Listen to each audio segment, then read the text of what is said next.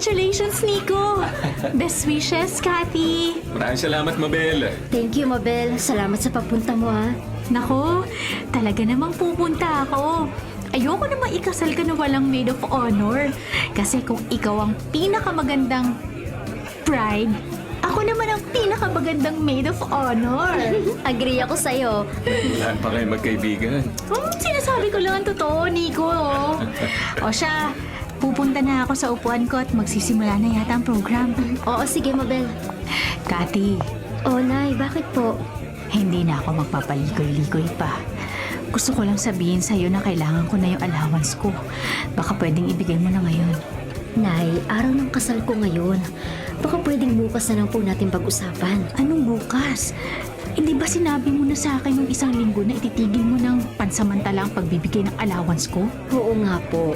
Nag-usap na tayo tungkol doon. Akala ko nagkaintindihan na tayo. Tapos hihingin niyo sa akin ngayon? Sa mismong araw pa ng kasal ko? Oo, nag-usap na tayo. Pero ikaw lang ang nagdesisyon nun. Hindi ako pumapayag. Ba't ako papayag? Luging-lugi naman ako sa ganung usapan. Nay, mamaya na lang po kayo mag-usap ni Cathy, ha? Magsisimula na po ang program, Nay. Hindi ikaw ang kinakausap ko, ha? Huwag ka nga makisali rito. Nay, asawa ko na si Nico. Huwag mo naman siyang bastusin. Ako pa ang mali ngayon. Ako pa ang bastos. Pwes, magsama kayo ng asawa mo. Aalis na ako. Pero kailangan ibigay mo ang allowance ko. Maghihintay ako hanggang bukas.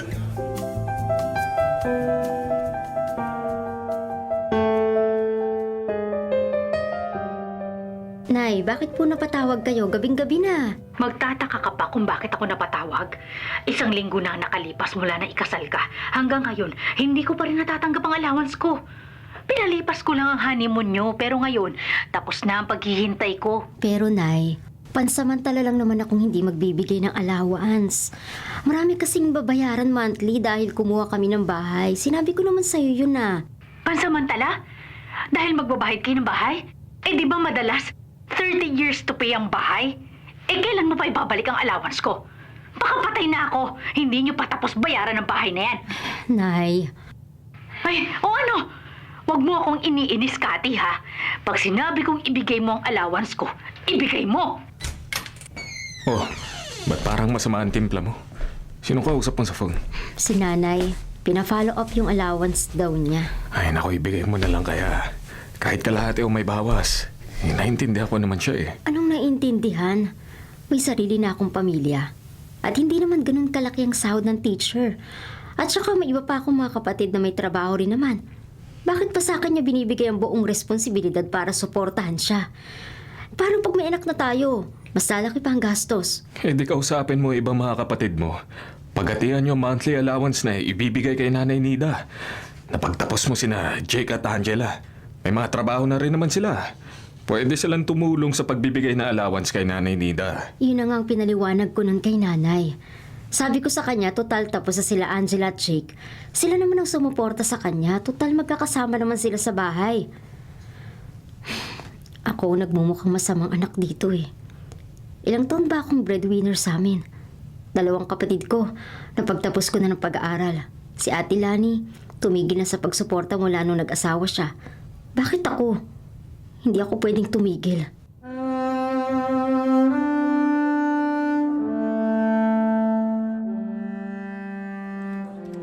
Oh, Cathy! Ang aga-aga, ba't parang nalugi ka dyan? Kulang ka ba sa tulog? Hindi naman, Mabel. Naisip ko lang yung problema ko kay Nanay. Bakit? Anong nangyari ka, Aling Nida? Ayun, ayaw pa rin tumigil, kakapilit sa akin na bigyan siya ng allowance. Pero sigurado ka na ba talaga sa desisyon mo na ititigil mo ang pagbibigay ng allowance sa nanay mo? Wala naman siyang trabaho, di ba? Saan siya kukuha ng panggastos? Hindi ko naman siya aabandonahin, Mabel. Ang gusto ko lang, magbigay din ng ibang mga kapatid ko. Huwag naman puro ako na lang. At saka, paano naman? May natatanggap siyang pensyon ng tatay ko. Kailangan lang din niyang aralin mag-budget na kung magkano lang hawak niyang pera. Mahirap ang sitwasyon mo, Mabel. Kung ngayon, nanay mo ang nakakaaway mo, baka sa susunod, mga kapatid mo naman. Yun na nga rin ang iniisip ko, Mabel. Oh, bakit parang nagkakagulo sa labas? Ano nangyayari? Aba, ewan ko nga ba. Teka, sisilipin ko ha. Ha? Kati! Kati, ang nanay mo! Bakit, Mabel? Anong nangyari? Si Aling Nida, ang nanay mo. Ayun o, anak, naglalakad na papunta rito. Naku, mukhang galit na galit. Ha?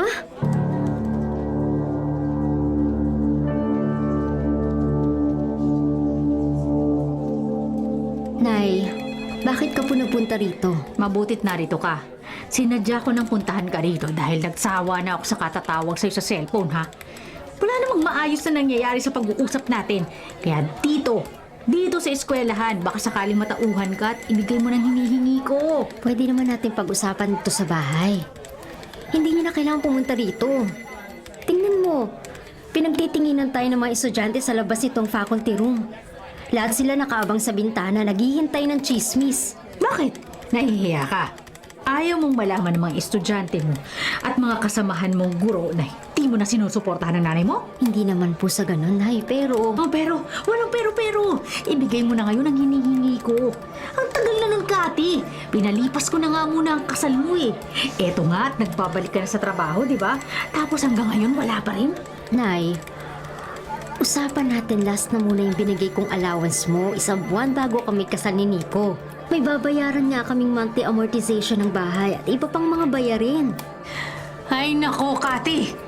Hindi ko sinabing magpakasal ka para pabayaan mo ako. Ano to? Pagkatapos kitang pag-aralin, iiwanan mo na lang ako sa ere? Hindi kita iniwan, Nay. Pero kailangan ko ring isaalang-alang ang sariling pamilya na gusto kong buuin. Pamilya! Ako ang tunay mong pamilya. Si Nico, asawa mo lang. Bagong dating lang yan sa buhay mo. Ako ang nagpalaki sa'yo. Ako ang kasama mo simula nang lumitaw ka dito sa mundo. Hindi ko po sinasabi na hindi ka importante, Nay. Pero kailangan mong maintindihan na may sarili na akong buhay. Hindi ko kayang ibigay lahat ng gaya ng dati. Basta! Hindi pwedeng hindi mo na ako bigyan ng sustento, ha, Kati? Pinalaki kita. Pinag-aral kita. Kung magkukwentahan tayo, malaki ang pagkakautang mo sa akin. Utang na kailangan mong bayaran.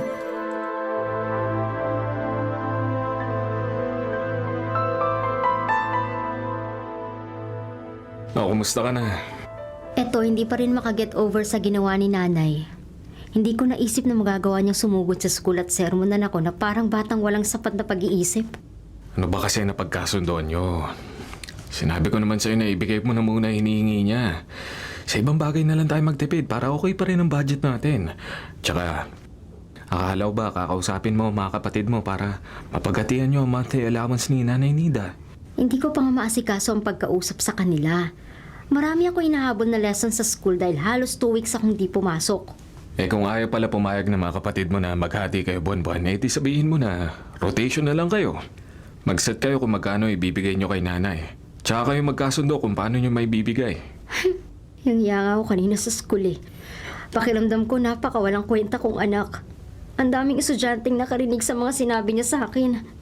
At saka nalaman ko sa school guard, sa gate pa lang pala, nagwawala na si nanay. Dahil ayaw sana siyang papasukin ng gwardya. Okay ka pa ba ngayon? Pinipilit maging okay. Pero sana matapos ang problemang to.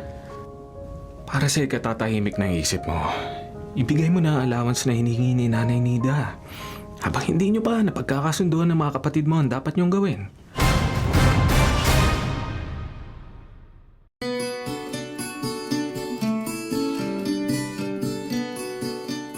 Kati, nakita mo na ba yung viral video sa social media? Anong viral video? Yung video ni Aling Nida habang nakikipagtalo siya sa guard dun sa gate. At isa pang video habang sinisermonan kanya dito sa faculty room. May nag-video? At in-upload pa sa social media kaya viral ka na ngayon, Kati. Diyos ko, paano ngayon yan, Mabel? Hindi ako sanay sa mga ganyan. Pinag-uusapan kayo ng nanay mo sa comment section. May mga kampi sa'yo, may mga kampi rin sa nanay mo. Sa ayaw mo't sa gusto, Kati. Naku, sikat ka na. But not in a good way. Nag-chat si Sir Victor. Pinupupunta ako sa office niya. Naku, lagot. Baka alam na niya tungkol sa nangyari kahapon. At baka napanood niya na rin yung video. Naku, good luck, girl.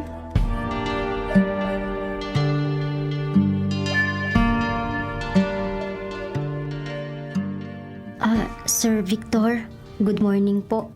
Cathy, pumasok ka. Maupo ka. Ano bang nangyari kahapon? Hindi kita nakausap kagad dahil nagpunta ako sa division office. Sir, si nanay kasi pumunta siya dito sa school. Nag-iskandalo siya sa harap ng mga bata at guro. Hindi ko alam kung paano ko siya pipigilan kahapon. Pasensya na po. Si Aling Nida, pumunta rito sa eskwelahan at nag-iskandalo. Cathy, naiintindihan ko na may mga pagkakataong may hindi pinagkakasunduan ng mag-ina. Pero hindi pwede ito. Hindi pwede rito sa paaralan. Alam ko po, sir. Sinubukan kong pakalmahin siya pero hindi po siya nakinig at may mga estudyante na nakakita at nakarinig. Hindi mo kasalanan yon, Cathy. Pero kailangan nating protektahan ang imahe ng paaralan. Nakita ko sa social media yung video. May nag-upload. Sa gate pa lang, nagwawala na ang nanay mo. Oo po, sir. At viral na nga po yung video. Hindi ko po inaasahan na may mag-video at ipopost pa online. Nakakahiya. Hindi ka nagkulang sa trabaho mo, Cathy. Pero kailangan nating ayusin ito. Pwede bang magsulat ka ng official statement para sa school? Ipaliwanag ang sitwasyon ng maayos. Opo, Sir Victor, gagawin ko po. Pero paano kung pumunta ulit dito si nanay at mag-iskandalo? Kailangan nating maging malinaw. Kapag nangyari ulit, wala tayong choice kundi tumawag ng security at palabasin siya ng campus. On your end, kung ano man ang problema niyo ng nanay mo, isettle mo na para hindi umabot sa pagsugod niya ulit dito. Sige po, sir. Pupuntahan ko sa bahay niya si nanay. Kakausapin ko siya. Ayoko rin naman dito pa niya ako ipahiya sa school. Cathy, lahat tayo may pamilya. At minsan, ang pamilya mismo ang nagpapahirap sa atin. Pero ikaw ang profesional dito. At kailangan mong panindigan ang sarili mo. At sana, wag na mauulit ito. Salamat po sa pag-intindi, sir. Sa ngayon, huminga ka muna. At magpahinga ka rin mamaya sa bahay nyo. At huwag mong kalimutang kausapin ang nanay mo at mga kapatid mo tungkol dito. Pati na rin ang asawa mo. Siguradong masusuportahan ka niya.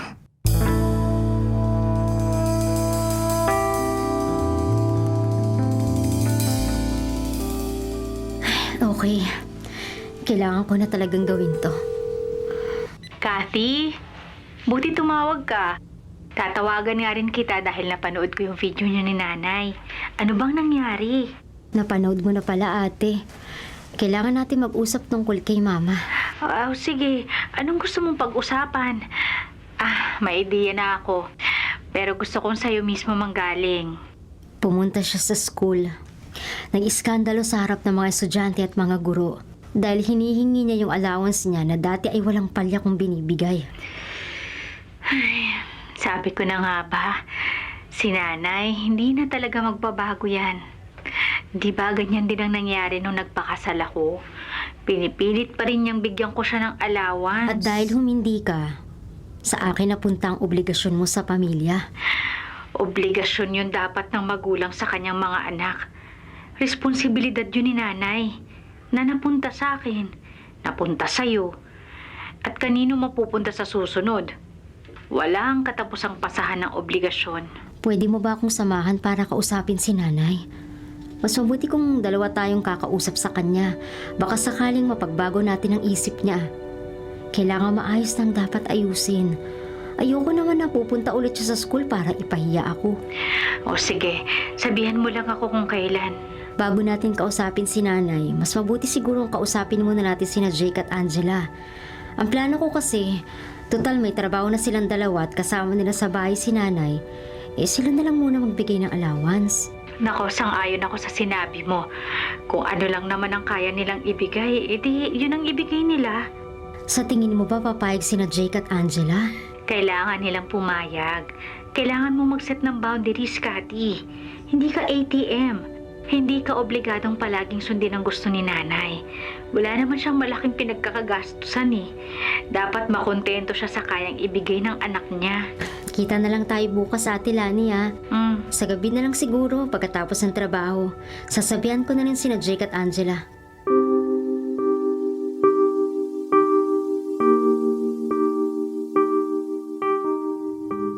Pwede ba kita makausap? Tungkol saan? Tungkol dun sa video nyo ni nanay na viral na ngayon. Oh, ano namang tungkol dun? Napanood na kasi yun ng parents ko at mga kapatid ko. My God! Nakakahiya. O anong sabi nila? Ay naku, sabi nila, sobra ka naman daw. Kampi sila kay Nanay Nida. O ano namang sabi mo? Siyempre, pinagtanggol kita. Sabi ko, napag-usapan natin yun. At sabi ko, hindi lang naman ikaw ang nagdesisyon yun. Tayong dalawa. Ay, naku, parang gusto ko umiyak sa sobrang kahihiyan. Sinabi ko yan sa'yo, hindi para sirain ang loob mo, kundi para alam mo na ano man nasabihin ng iba, kakampi mo ako lagi. Salamat, Nico, ah. Mag-uusap na kami magkakapatid mamayang gabi para ayusin na kung sino ba dapat ang magbigay ng allowance ni nanay. Ay, nakakaya na sa iisang pamilya kami pero ang pinag-aawayan namin, pera.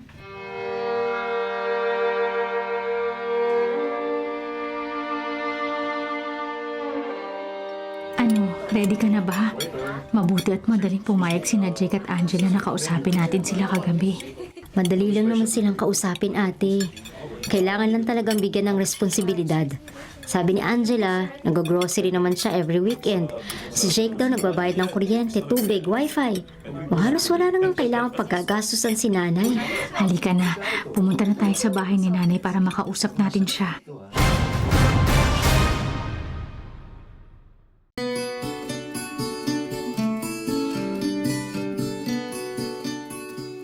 Oh, anong masamang hangin ang nagdala sa inyo dito, ha? Lani, Kati? Kung sina Jake at Angela ang kailangan nyo, nako, wala sila rito. Pumasok si Angela sa trabaho. Si Jake naman may pinuntahan. Kayo po sanang gusto naming makausap, Nay. Pwede po ba? Mabilis lang to, Nay. Hindi namin masyadong tatagalan. Mukhang alam ko na kung ano ang sadya nyo. Ngayon pa lang, sinasabi ko na sa inyo, hindi ako pumapayag. Nay, hindi pa nga kami nagsasabi kumukontra ka na agad. Paano tayo magkakaintindihan yan? Naku, Lani, kilala kita. Ikaw siguro ang nagsulsul kay Kati kaya ayaw na niyang bigyan ako ng allowance. Dati naman, nagbibigay siya kada buwan. Ngayon, ayaw na. Naimpluwensyahan mo. Oh, ba't naging tungkol sa akin to? Hanggang ngayon ba, Nay? Hindi mo pa rin matanggap na may sarili na akong pamilya? Nagbibigay pa rin naman ako sa'yo paminsan-minsan ah. Kailan mo ba maiintindihan na may sarili na rin kaming pamilyang binubuhay? Ate Lani, tama na. Hindi naman yan ang ipinunta natin dito. Eh paano si nanay? Ako na naman ang sisisihin. Anong gusto niyong gawin ko? Maghintay na lang nang mamatay ako sa gutom. Apat kayong mga anak na pinalaki ko. Tapos ngayon, ayaw niyo ako suportahan? Ang gagaling niyo! Sana pala, pinisil ko na lang yung mga ilong niyo nung sanggol pa kayo para hindi na kayo lumaki mga walang utang na loob. Nay, hindi naman namin kaya hayaang mamatay sa gutom. Kaya po kami nagpunta rito para ipaalam na sina Jake at Angela na magbibigay sa inyo ng monthly allowance. Nakausap na namin sila kagabi at pumayag naman sila. At ikaw, Kati, talagang ititigil mo na pagbibigay ng allowance sa akin? Hindi pwede! Magkano na ba sinasahod ni na Jake at Angela? Bago pa lang sila sa trabaho nila. Minimum lang ang sahod nila. Pasensya na po, Nay. Nakapagdesisyon na ako. Magbibigay ako kapag may sobra sa pera ko, pero hindi na buwan-buwan. Yan ang sabi mo. Pero ito naman ang sasabihin ko, ha? Kailangan bigyan mo pa rin ako ng allowance kada buwan. At kung hindi, hintayin mo lang na bumalik ako ulit sa eskwelahan nyo para dun kukunin ang perang ibibigay mo. Nay! Hindi ako nagbibiro, Kati. Gagawin ko yon.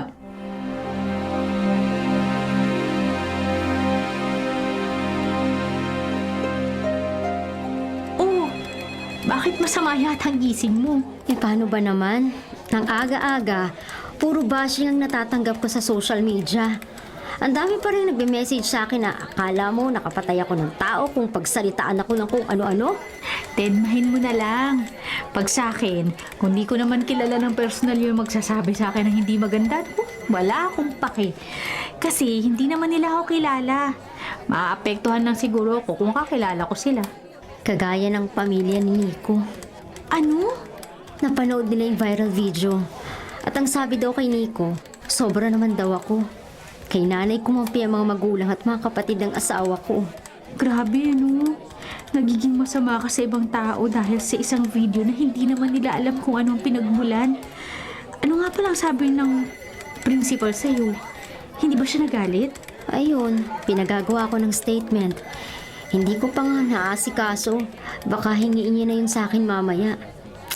Hindi naman siya nagalit pero ayaw na niyang maulit kaya sinabihan akong kausapin na si nanay para ayusin ang problema.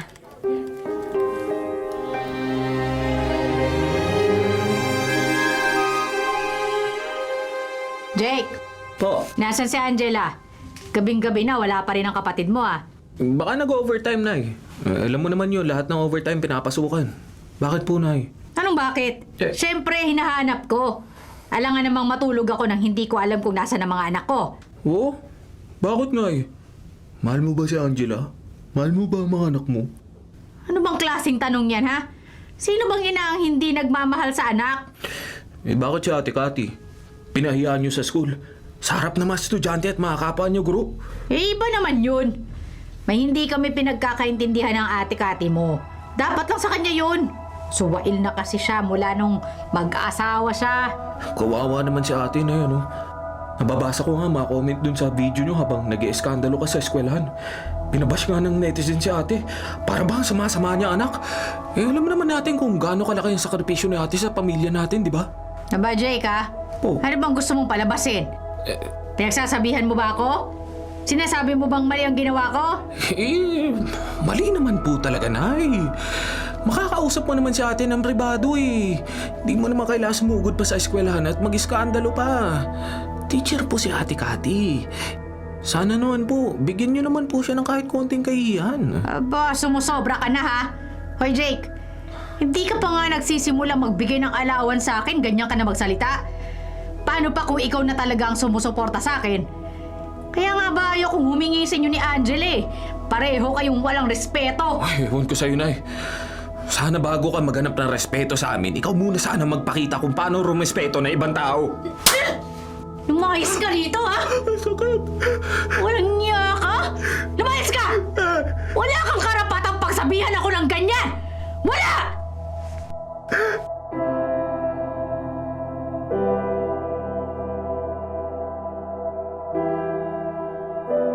Matulog na tayo.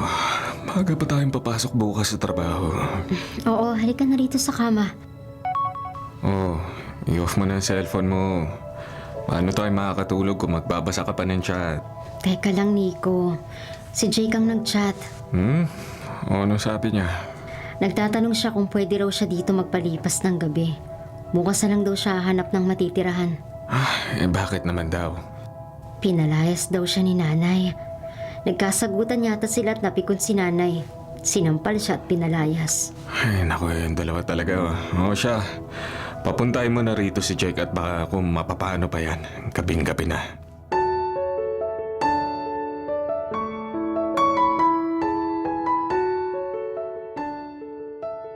Kuya Nico, Ate Cathy, pasensya na kung gabing-gabi na ha.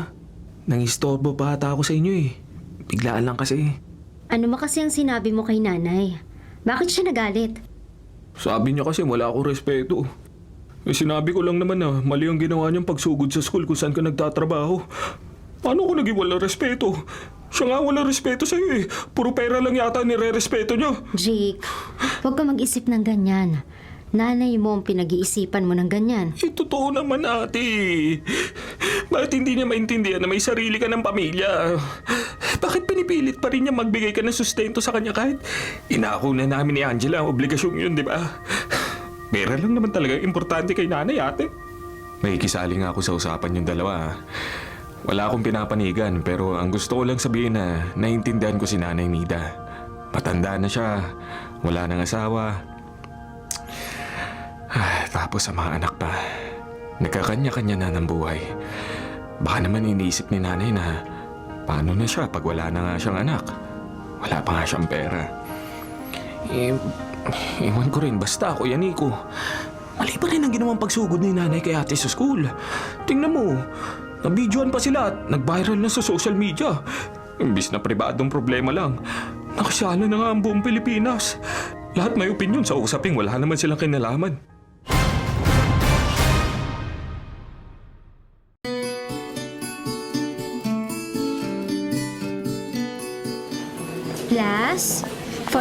Clement? Kati, may bisita ka na naman. At mukhang mas hindi maganda ang mangyayari ngayon. Bisita? Sino? Ako? Sino pa ba inaasahan mo? Nay, anong ginagawa mo rito? Nagkaklase po ako. Ano? Nagtataka ka pa kung ba't nandito na naman ako? Eh hindi ba sinabi ko sa'yo, pag hindi ko natanggap ang allowance ko mula sa'yo, babalik at babalik ako rito! Nay naman, pinag-usapan na natin to. Oo! Pero ang kaso nga, wala kang kwentang anak. Hindi ka tumutupad sa usapan! Nay, ang usapan natin, sina Jake at Angela na magbibigay ng allowance mo buwan-buwan. Sinabi ko na sa'yo, hindi ako papayag na itigil mo ang pagbibigay ng allowance ko. At saka, nagbigay ba sina Angela at Jake? Eh si Jake nga, hindi ko alam kung nasa na siya eh. Eh paano po, pinalayas mo? Hindi ko na problema kung balat sibuya siya. Imbis na mag-sorry sa akin at mag-uusap na huwag ko siyang palayasin na ba? Lumayas ka! Sinaktan mo rin kasi, Nay. Ay, bukas na lang tayo mag-usap ulit. Umuwi na lang po kayo, may klase pa ako. Aba, may oras ka sa mga batang yan. Pero sa nanay mo, wala. Sino ang unahin mo? Ako o ang trabaho mo? Aling Nida, baka pwedeng lumipat po tayo sa mas pribadong lugar para naman po hindi nakatingin ng mga bata. Hindi po maganda na... Ay! Sumisingit ka? Ikaw ba ang nanay niya? Alam mo ba kung gaano ako nagsakripisyo para lang maging guro tong anak ko? Nay, pakiusap.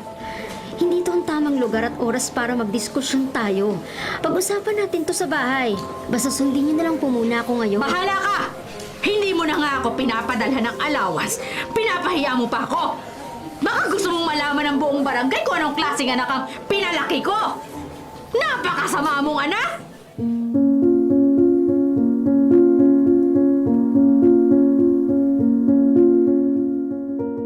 Oo kayo! Nakapanood na naman kayo ng palabas, ha? Magbibideo na naman kayo at ipopost nyo na naman sa social media. Mga chismoso-chismosa kayo lahat! Nay, tumigil na po kayo. Huwag niyo naman idamay ang trabaho ko.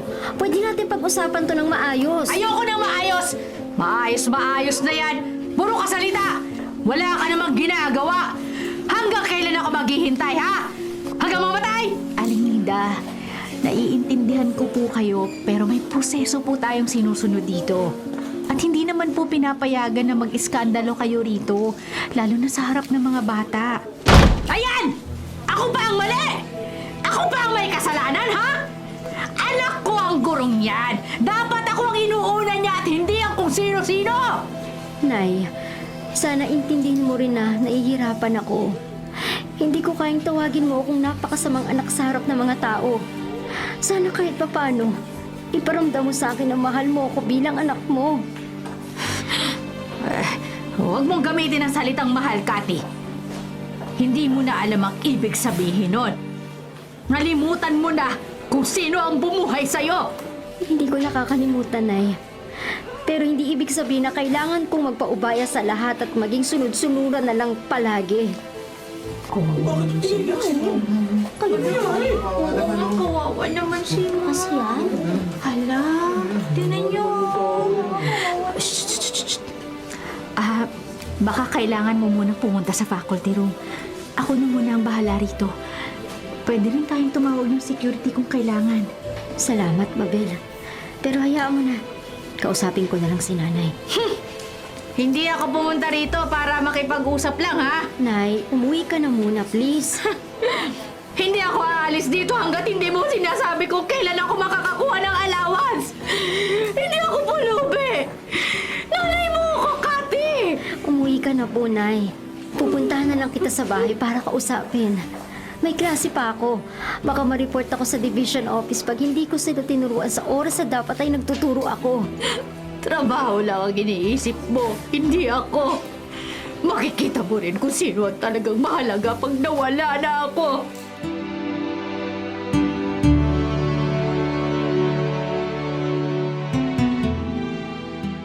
Oh, late ka na nakauwi. Traffic ba? Ay, hindi. Si Nanay, Oh, pumunta na naman sa school. ha? Pumunta uli sa school? Bakit na naman? Ayun, nag-iskandalo na naman sa harap ng mga estudyante, ng mga teacher, sa lahat. Tinanong niya kung kailan ko raw siya ulit bibigyan ng allowance. Ay naku, di ba tinatawagan ko siya kahapon dahil ako na nga magbibigay na allowance niya dahil si Jake, sa sama ng loob sa kanya, ayaw na rin magbigay. Kaso hindi naman niya sinagot ang mga tawag ko, di ba? Sinabihan pa akong napakasama kong anak. Isipin mo yun? Hindi lang basta masama. Napakasama. Puntahan mo na lang siya sa bahay. Bigay mo na ang allowance na hinihingi niya para tumigil na siya sa panggugulo sa school. Hindi na ako magtataka kung may nag-video na naman sa inyo at i-upload na naman sa social media. Iniisip ni nanay na wala akong panahon sa kanya. Na hindi na siya importante sa akin. Mas inuuna ko pa raw ang trabaho ko kaysa sa kanya. Ngayon ka lang naman nagsimulang unahin ang sarili mo, Kathy. Wala na ikasal tayo, buong buhay mo. Sila ang priority mo. Alam na alam ko yun. Ano ba ang gusto ni nanay na gawin ko? Ikaw, asawa kita. Kasama ka rin dapat sa priorities ko. Naintindihan ko naman ang sitwasyon mo, Kathy. Kaya hindi ako naghahanap. Ako pa nga nagpupush sa'yo na ibigay na ang allowance ni Nanay Nida para wala nang gulo, di ba? Salamat, Nico. Mahal na mahal kita. Ikaw na lang natitirang dahilan kaya matino pa rin ang pag-iisip ko ngayon.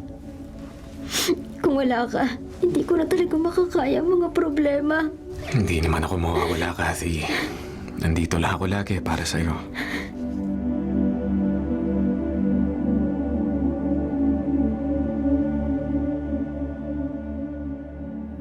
Sir Victor, Kathy, halika. Pumasok ka. Alam mo na siguro kung bakit kita pinatawag. Maupo ka muna. opo sir, alam ko po. So, anong gusto mong sabihin tungkol sa nangyari? Last time nagkausap na tayo. Sinabi ko sa'yo sana wag na mauulit yun. Pero nangyari ulit. Bakit? Sir, nahihiya na ako sa iyo at sa mga estudyante at mga guro dito sa school.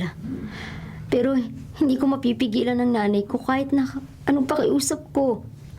Akala niya pinagdadamutan ko siya. Pinag-usapan niyo ba ito? Anong problema niya? Opo, sir. Pero walang kwenta lahat ng pag-uusap namin.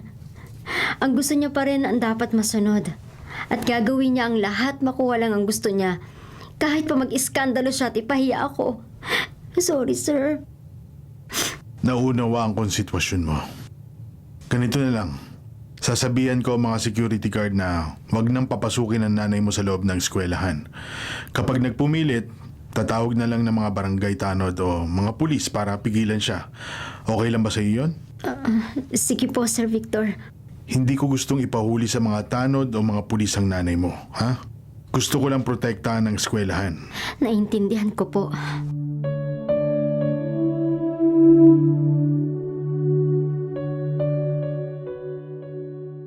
Anong sabi mo? Sumugod na naman si nanay sa school niyo. Diyos ko, kailan ba matatapos ang kadramahan ng nanay natin? Lagi na lang siyang ganyan. Pinatawag na naman nga ako sa principal's office. Mabuti na lang talaga mabait si Sir Victor. Oh, anong plano mo ngayon? Aba, hindi pwedeng lagi na lang sumusulpot sa trabahong si nanay para manggulo. Kung siya hindi napapahiya, ikaw tong hiyang-hiya na. Nag-uusap na kami ni Nico. Magbibigay na lang ako ulit ng monthly allowance kay nanay. Titingnan ko kung papayag siya na bawasan ko kahit konti. Pero itutuloy ko na ang buwan ng pagbibigay ng sustento sa kanya para wala na lang gulo. Si nanay talaga, napaka-manipulative. Buti na lang, hindi na ako gaano nakikipag-ugnayan sa kanya mula na mag-asawa ako. Ako, good luck na lang sa'yo. Sana maayos mo na ang problema mo kay nanay. Si Jake, kamusta? Nakahanap na siya ng boarding house. Doon na lang daw muna siya. Ayaw na niyang umuwi sa bahay ni nanay. Pag nagkataon, si Angela na lang ang pagdidiskatahan ni nanay doon. Hindi na ako magtataka kung isang araw, si Angela naman ang umalis sa bahay na yon.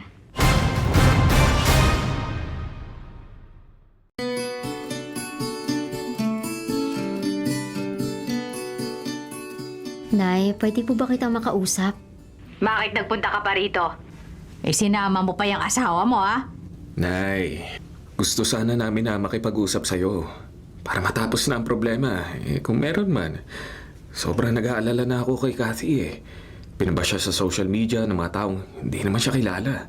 Kayo lang naman na nagbibigay ng problema sa akin Kung sumusunod ba naman kayo sa usapan, di wala sana tayong magiging problema. At saka, ako rin naman na binabash. Pero, wala naman akong pakialam sa kanila, no? Nanay, kung magbibigay ulit ako sa'yo ng monthly allowance, okay lang ba na bawasan ko kahit konti? Para makatulong naman ako kay Nico kahit papano sa pag-iipon ng pambayad sa bahay na kinuha namin. Maunahin mo pa yung bahay na yan kaysa sa akin? Nandiyan naman ang asawa mo O engineer siya, di ba? Kayang-kaya niya na yung bayaran. Nay, hindi niyo po naiintindihan, Nay. Kayo ang hindi nakakaintindi. Nanay niya ako. Ako ang dapat niyang unahin. Dahil kung hindi dahil sa akin, wala siya sa mundong ito. Hindi ko naman kinakalimutan yun, Nay. Ang sinasabi ko lang, baka pwedeng magkasundo tayo. Yung kaya kong ibigay sa'yo noon, okay lang yun kasi wala pa naman akong asawa noon. Pero iba na ngayon, Nay. May asawa na ako. Kailangan ko rin mag-ipon para sa pamilya namin. Sige, pagbibigyan kita. Magbibigay ka sa akin kada buwan ng halagang maluwag sa puso mo. Hindi kita pipresyohan. Ikaw ang magdedesisyon kung magkano ang gusto mong ibigay sa akin. Ano? Okay na ba sa'yo yon? Opo, Nay. Okay na okay po yun sa akin. Salamat po, Nay.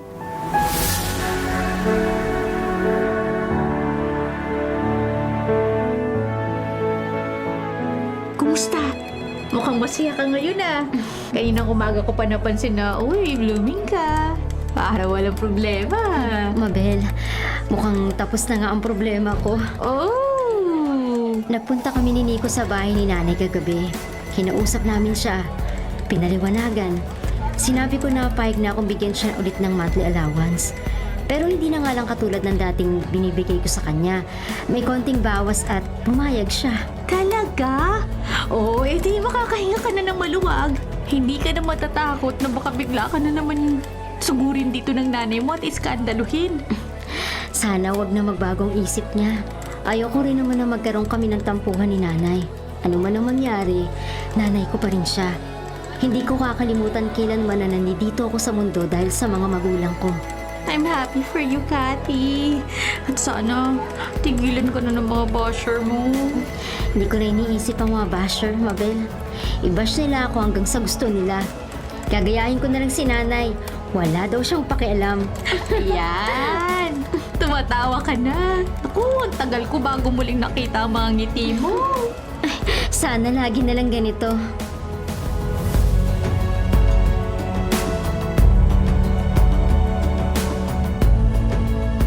Oh, Nay, ba't napasugod ka? Gabi na. Cathy, pasensya ka na ha. Hindi ko alam kung paano magsisimula. Parang ang dami ko pa rin iniisip. Nahihiya ako sa'yo. Nahihiya? Bakit po? Dahil sa mga ginawa kong kalokohan dati. Hindi ko naisip na mapapahiya ka sa school nyo. Nakukumalat pa sa social media at lalo kang napahiya. I'm sorry, anak ha. Ako pang nanay mo ang nagdala sa'yo sa kahihiyan. Naku, sana patawarin mo ko. Tapos na yun, Nay. Huwag na nating isipin yun. Kalimutan na po natin.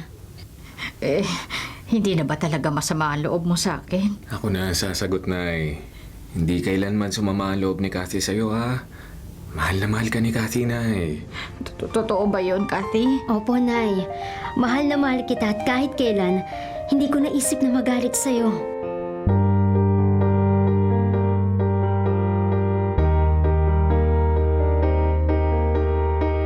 Hi, Cathy! Tapos na ba ang klase mo? Oo, Mabel. Kailangan ko na umalis. Mag-half day lang ako eh. Oh, bakit? Pupunta kami ni Nico dun sa kausap naming catering service. Birthday kasi ni Nanay bukas. Gusto namin siyang sorpresahin. Okay na talaga kayo ng nanay mo, ha? Oo, nagulat ako. Pumunta siya sa bahay namin at nag-sorry. Hindi ko inaasahan gagawin niya yun. Kaya sino ba naman ako para magmatigas pa, di ba? Oh, Shasha, bilisan mo na ang kilos para makaalis ka na. Naku, masaya ako na okay na kayo ni Aling Nida. Salamat, Mabel.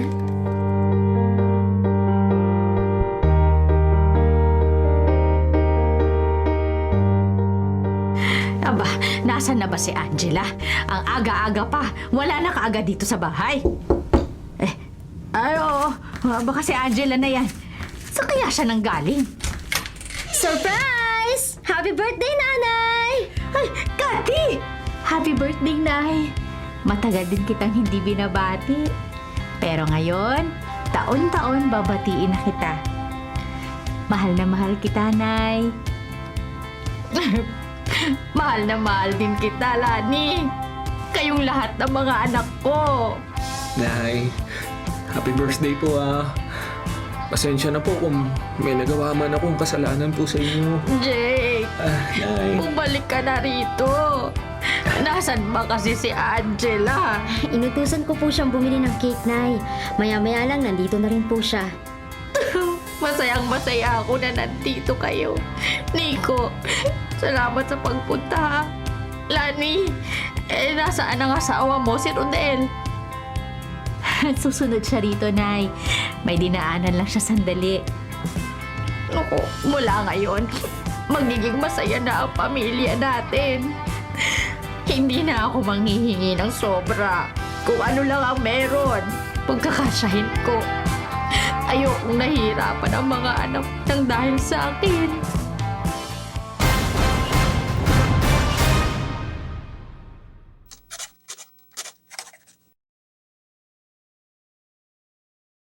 Mga kapatid, ito po ang inyong kapatid na si Lord De Vera. Nagsasabing, sana dito na tayo sa totoo.